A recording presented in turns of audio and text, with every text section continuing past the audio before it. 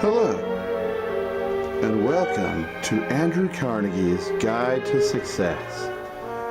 Today, you'll be talked to by none other than Andrew Carnegie himself as we take a trip back to the industrial age.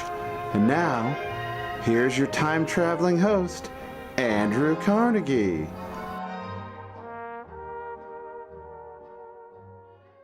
Hello, boys and girls of North White High School, Monon, Indiana. My name is Andrew Carnegie. Most people, of course, call me Andrew Carnegie because they're daft. That's alright, though.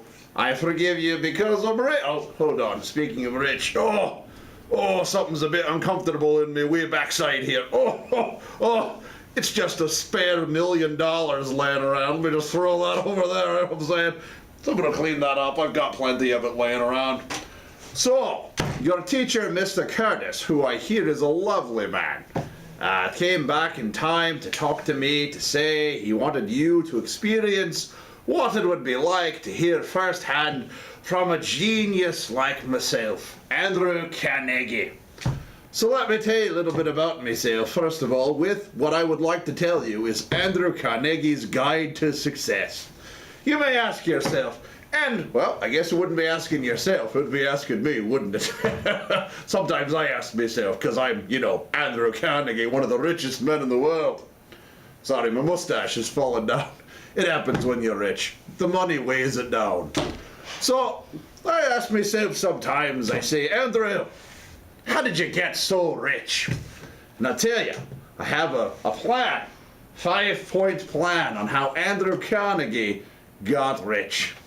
Number 1, get rich. Oh, that's a good one. You say, well, Andrew Carnegie, that doesn't tell me anything. What am I going to do to get rich? Lemonade stand? Am I going to sell my little brother for medical parts? Hey, don't sell your little brother for medical parts, kids. Don't do that. Be nice to your little brothers. They're nice people too. Unless you can make some money off of them and exploit them.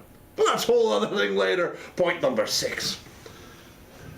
Number 1, get rich. I started off as a young, wee Scottish immigrant coming to America when I was a wee lad. Oh, so many times right before the Civil War I got into telegraphs and railroads, stock market investments.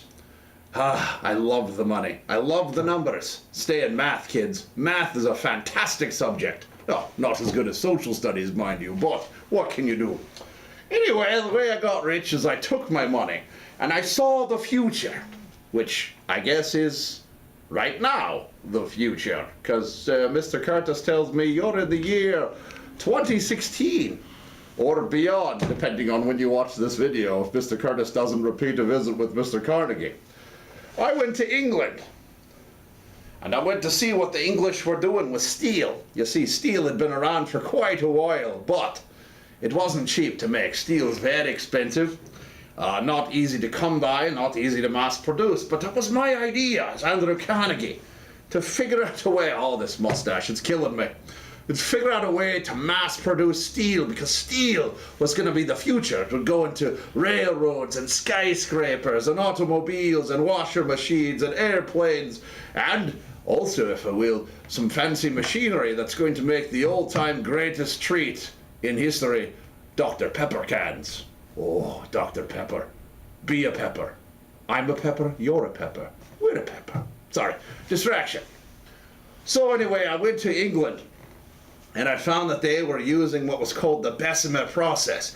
It was a way of extracting the carbon atoms from iron to stabilize it and make it strong like Andrew Carnegie. That hurt a little bit. And there goes the mustache again.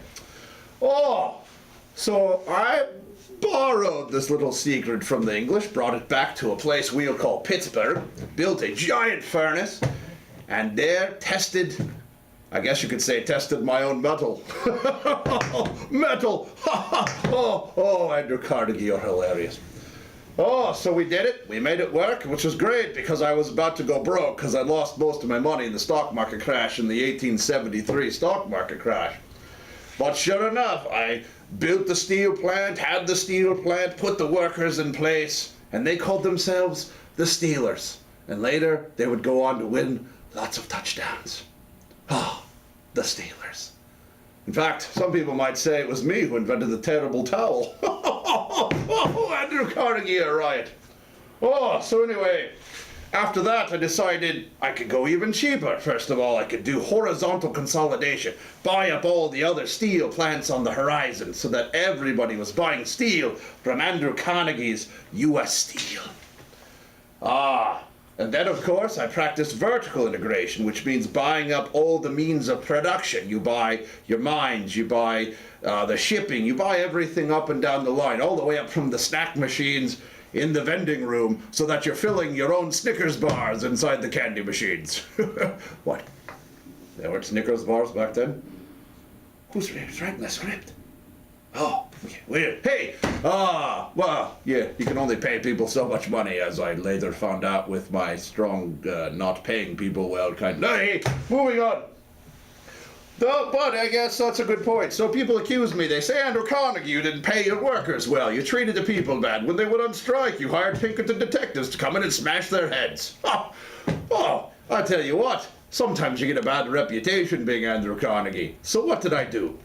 I said, sometimes, Andrew, a man has too much money, and you've got to take that money and you've got to put it where it does some good. I practiced what I called the gospel of wealth, taking what I learned in the sermons and in church and applying it to enabling people, building libraries, museums, scientific research centers. Probably if you go to your own public library, you'll see the name Andrew Carnegie on the wall. Good times. I myself like to go and read Goosebumps books at the library. I get a chill out of giant evil snowmen. Andrew Carnegie. Goosebumps. You know what else gives me goosebumps? That J.P. Morgan. That guy is a double dealer, huh? Yeah, so Andrew Carnegie, steel tycoon, vertical integration, up and down, horizontal consolidation, side to side, Bessemer steel process, taking my money, applying it to help the people of the world to read and to go to museums and have the culture they needed, building research institutions. Hey, Carnegie Hall is named after me, so I guess I could say if you want to be Andrew Carnegie, what's the best way to be Andrew Carnegie? Practice, practice, practice. Maybe your grandparents will get that joke, kiddos. And of course, Mr. Curtis would like you to remember my fifth thing. Pay attention in class. Okay, Mr. Curtis, that's a good point of how Andrew Carnegie got rich, by staying in school and paying attention. That's very important to do. Also, yeah, that's all I've got to say. I've got a very important business meeting right now with Henry Clay Frick, my supervisor, probably all the other rich people of the world at this time, maybe Rockefeller or Cornelius Vanderbilt, the old Commodore. But I've really enjoyed meeting all of you here today.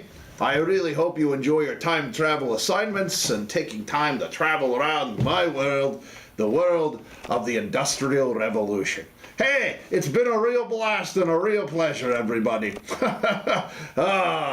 It's been warmed this old man's heart. It sure has. Have a grand day, everybody. Andrew Carnegie out. Mustache.